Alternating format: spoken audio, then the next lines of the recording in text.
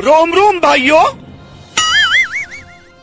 Habari ya leo ni kwamba wanaume wawili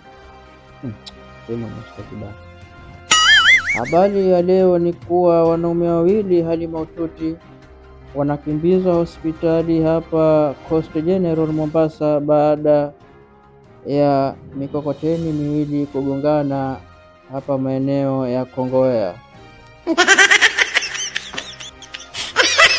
Habari nyingine ni kwamba Viazi na Bajia wanafanya maandamano na kudai kuwa wanadhulumiwa na kunyanyaswa na akina mama na hata wasichana wadogo kuwa wanakatwa vipande na kuvurunywa, na mbaya zaidi wanachosema ni kuwa wanatumbukizwa katika muhogo wa rojo.